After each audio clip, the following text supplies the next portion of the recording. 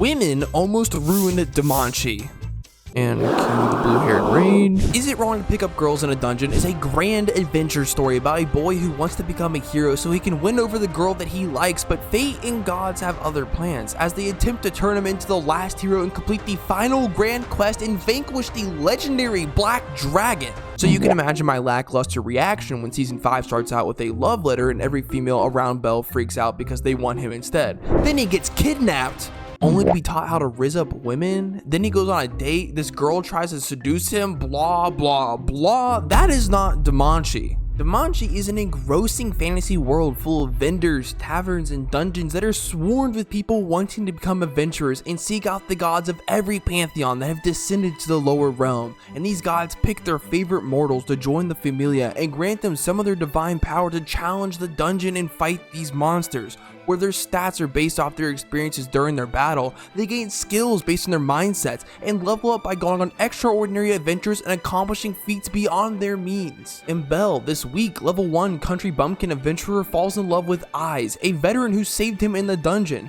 And so Belle's childhood dream of wanting to become a hero mixed with his strong desire to win her affection gives birth to a new skill called Liera's Phrase, which grants him the power that the stronger his desire to grow is, the faster he can achieve his goals. And so Belle's adventure truly begins. He solo clears floors, he's slowly picking up members as he needs, he's diving deeper and deeper into the dungeon, growing exponentially stronger by the day as he continues his journey into the dungeon, becoming a household name as the fastest person to ever level up. And as he dives deeper and deeper into the depths of the dungeon, the harsher and more unpredictable it becomes, finding himself in situations unfathomable to himself just a month ago. And this boy, who unbeknownst to himself is the grandson of Zeus, who led the greatest familia of heroes to ever exist, is now catching the eyes of the gods all around him. Some want to steal him for themselves, others want to turn him into the hero they want for the world, but Belle continues to make his own story with his own moral compass. The gods will be damned. He chooses to remain steadfast in his own decisions, even if it means fighting the gods themselves or the rest of humanity. And as stronger and stronger enemies show themselves, whether it be monsters, humans, or the gods, this once timid boy is now a cool, calm, and collected veteran that is always prepared for the next adventure,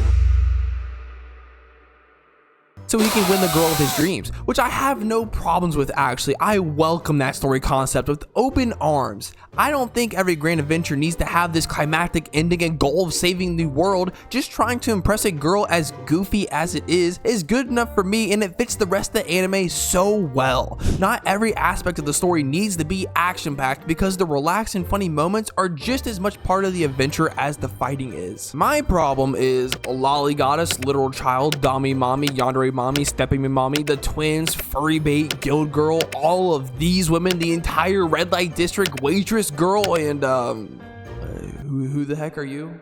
I throw harem into the same bin as isekai. They're both so full of garbage anime that are so often void of original and entertaining ideas anymore, and they feed off the bottom-dwelling anime degenerates that consume any and everything in their path. They just simply suck 99% of the time. Very few do it to actually end up making it entertaining, like the 100 girlfriends who really love me, and either avoided completely or played so heavily into the cliches that it felt like a parody to the harem genre as a whole. That, along with the fact that there were pop culture references throughout the series, genuinely refreshing and funny writing, and the characters had solid chemistry between each other, not just the main character but all of them, you get an anime people want to watch. And I don't hate these women in Danmachi. I actually think some of them have great chemistry and play a huge role in the success too, but I just don't like them as romantic chemistry, or just at least not all of them.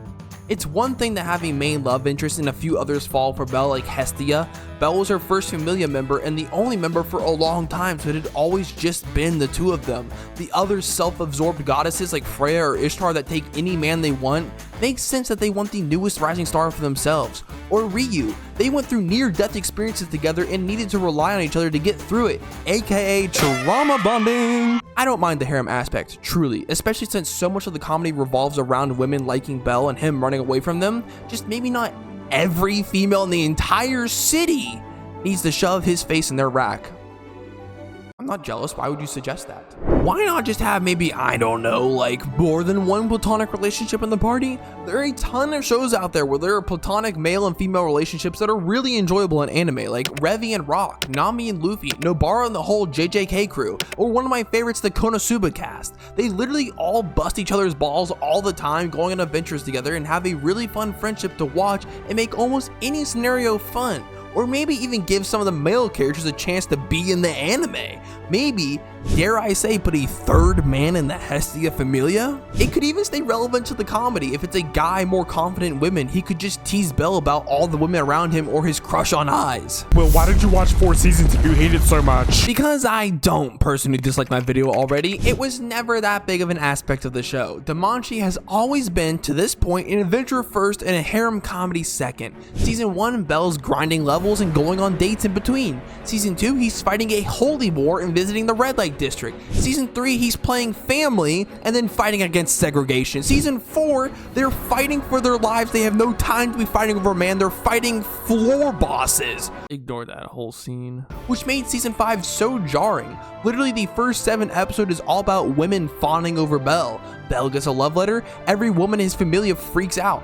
Bell goes on a date, every woman in his familia freaks out and they stalk him through town. Frey gets the hots for Bell, every man freaks out. The jokes get old, constantly listening to women fight over Bell and then Bell fleeing from every woman that looks in his direction for 7 episodes straight. Because like I said, Danmachi's always been an adventure first and a harem second, but with season 5, it really feels like that's been switched around and now it's a dating sim with some action combat mixed into it. And I've heard everyone saying online, oh, this is going to be the best season yet, and I hope you're right. I love this anime. It's one of my favorites of all time, and it's just kind of letting me down so far because to me, Danmachi was the best when they were dungeon diving and going on adventures. It doesn't have to be a 24 episode war arc like season 4, but going on adventures with interspersed moments like dancing with Eyes at the ball, the casual banter everyone has at the tavern together, or just going shopping around town that show them enjoying each other's company in a meaningful, enjoyable, and comedic ways. And striking that balance between action and harem comedy is what makes Is It Wrong to Pick Up Girls in a Dungeon so good, because the adventure never stops once you leave the dungeon. The adventure is the entire journey. Subscribe if you disliked the video and I caught your ass, you little cuck, and if you like the video, you know, subscribe too so you get more of it, and watch this video on this weird anime, and I'll see you next time. Bye.